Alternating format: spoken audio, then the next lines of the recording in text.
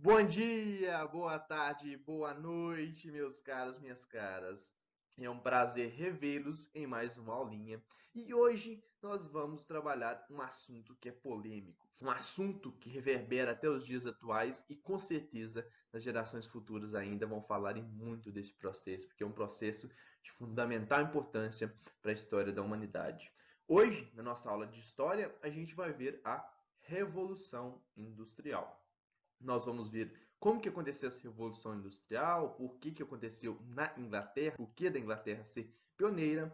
A gente vai ver o movimento operário inglês que vai surgir, o cartismo, o ludismo, as trade unions. A gente vai ver as fases da revolução, como que essa revolução vai se dividir. Vamos ver modelos de produção, processos produtivos como o Taylorismo, Fordismo e o Toyotismo, e alguns exemplos de séries e filmes para vocês se antenarem no assunto. Então vamos começar essa aula. A introdução, a gente começa falando o que é a Revolução Industrial. A Revolução Industrial, acompanha aqui comigo, é um conjunto de mudanças econômicas, sociais, culturais, políticas, ideológicas provocadas pelo advento da maquinofatura, iniciada na Inglaterra por volta de 1750. Alguns autores adotam a data como sendo 1760, outros 1780, mas vamos adotar a data de segunda metade do século XVIII, beleza? Então, essa Revolução Industrial, como vocês perceberam, ela mudou diversos campos da vida humana, praticamente todos. Ela influenciou na cultura, ela influenciou na vida social, na vida econômica e também política e ideológica do país e da Inglaterra da época e de toda a humanidade. Por quê?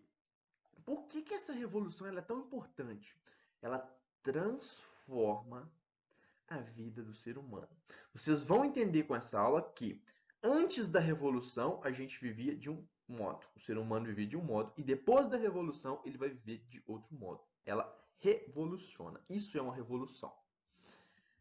Surgem fábricas, a produção em larga escala, nunca vista antes. Processo de urbanização que está intimamente relacionada à industrialização. Se há industrialização, há também uma urbanização das cidades. Cidades se tornam maiores, conglomerados urbanos ainda mais complexo. Surgem o que a gente chama de proletariado. O proletariado é a classe dos trabalhadores urbanos, fabris. Até então você já conhecia a classe dos burgueses. Agora surgem os proletários. A divisão do trabalho ocorre antes da Revolução, o processo artesanal, não havia divisão de trabalho. Normalmente, quem coletava matéria-prima, quem desenvolvia o produto e quem vendia era a mesma pessoa, era o mesmo artesão. Poderia ter um ou outro auxiliar, mas era ele que fazia praticamente todas as funções. Agora não, você tem uma divisão do trabalho. E a sociedade que a gente tem até os dias atuais é uma sociedade de consumo, uma sociedade que vive pelo consumo e que é muitas vezes prejudicial, tanto para o meio ambiente quanto para processos psíquicos das pessoas, mas é o que a gente tem que aprender a lidar. A revolução traz muitos eventos favoráveis, mas também traz muitos eventos prejudiciais às nossas vidas. E a gente vai entender isso. Vejam, por exemplo, essa gravura aqui de uma cidade da Inglaterra, nos próximos moldes da Revolução Industrial. Como que a cidade é cheia de fábricas, um aglomerado muito grande de casas muito próximas, né? Os cortiços surgem a rodo nas cidades inglesas. E a poluição é nítida, esse fator ele tem que ser muito desenvolvido e trabalhado, porque há muita poluição nesse processo, e vocês vão entender como que isso aconteceu. Maquinofatura. Até então, você tinha produção artesanal, as manufaturas, que são produções que envolvem alguns tipos de ferramentas específicas, mas nunca antes tinha se tido a maquinofatura, que é justamente a colocação da máquina no modelo de produção que não mais depende tanto da mão de obra humana. Agora ele depende da máquina, essa máquina que vem para ficar. E vocês estão vendo isso nos dias de hoje. Vamos seguir adiante. O pioneirismo inglês. Por que a Inglaterra foi o primeiro país a sofrer o processo de revolução industrial, a se industrializar. Existem muitos fatores que contribuíram para isso e aqui eu vou enumerar alguns.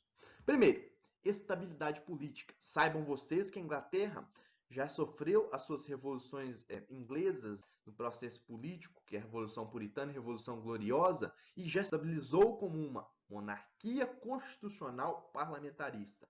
Quem tem o poder político na Inglaterra é a burguesia, meu caro, é a classe do comércio. Então, essa estabilidade política é ideal para se implantar um processo como a industrialização. Disponibilidade de mercados, capitais, tecnologia e matéria-prima. A Inglaterra tem mercado, ela tem colônias na Ásia e na África, ela tem capital, porque é a burguesia que está no poder, quem vai financiar a revolução é a burguesia. Tecnologia, surgem novas máquinas, por exemplo, a máquina a vapor, a locomotiva, surgem processos tecnológicos mais avançados. E matéria-prima que ela tem, porque as bases da primeira revolução industrial ocorrem pelo carvão mineral, que a Inglaterra tem muitas jazidas, e também o ferro, que a Inglaterra também tem muito. Beleza. E além disso, a gente tem uma disponibilidade de mão de obra. Atentem-se a esse fator agora. O que é essa disponibilidade de mão de obra? Até então, na Inglaterra, você tinha áreas chamadas de campos comuns, que eram regiões que não eram propriedade privada de ninguém, né? Normalmente eram associadas aos estados, e quem vivia nessas regiões eram camponeses que normalmente praticavam uma agricultura de subsistência, né? Produziam para sobreviver e, por vezes, os excedentes eram comercializados. A partir do momento em que surge na Inglaterra um processo que a gente vai chamar de cercamento dos campos comuns, porque a burguesia está no poder político, então ela impõe uma série de atos que geram esse cercamento, ou seja, a expulsão dos camponeses dessas terras comuns, e essas terras comuns vão ser cercadas e vão ser apropriadas por a pessoa particular, né, por um burguês, e esse burguês vai utilizar essas terras principalmente para a criação de ovelhas. Essas ovelhas vão servir para a produção de lã, e essa lã vai ser a base da indústria têxtil inglesa, que vai ser muito forte, beleza? Então, continuando, olhem só essa escalinha que eu fiz para vocês. Primeiro, êxodo rural provocado por esse cercamento dos campos com a expulsão dos camponeses. Destituídos de suas terras, os camponeses migram para as cidades. Eles vão para as cidades. Nas cidades, o que ocorre com esses camponeses nas cidades? Tornam-se mão de obra barata para as fábricas.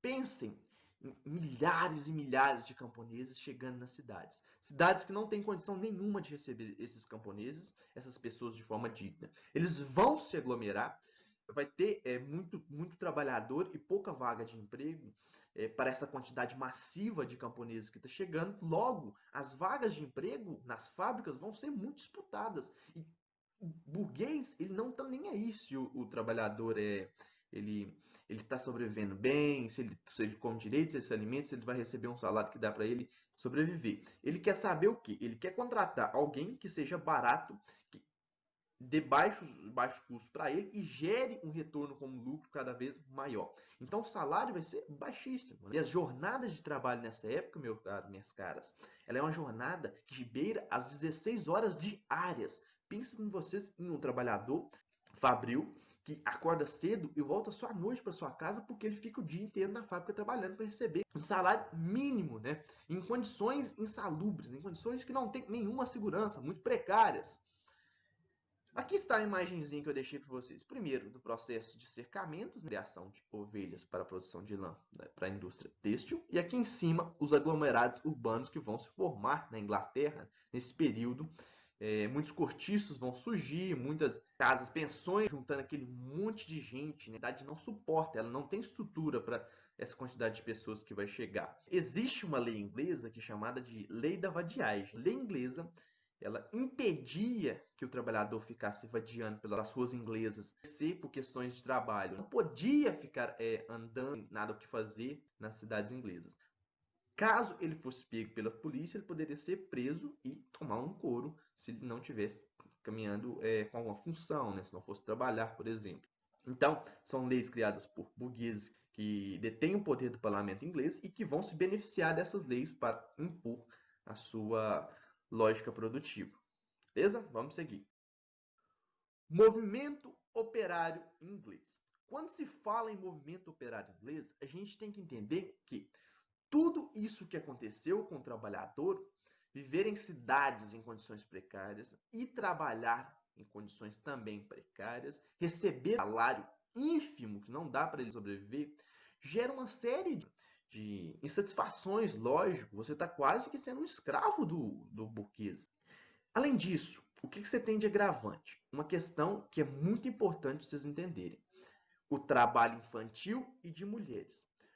O capitalista burguês, como eu já disse para vocês, e eu vou reiterar agora, ele não quer saber se quem está trabalhando é uma criança, é uma mulher ou um homem. Ele quer quem recebe menos. E quem recebe menos nessa época são mulheres e crianças. Então, ele coloca para trabalhar mulheres e crianças em condições muito precárias. Você tem uma mortalidade infantil muito grande, porque a criança ficava ali em minas, né, engrenagens, você tem acidentes acontecendo o tempo todo. Imagine você, uma criança, numa jornada de trabalho enorme, né? São crianças de 10, 12 anos trabalhando exaustivamente. Isso é muito preocupante e assustador, terrivelmente preocupante.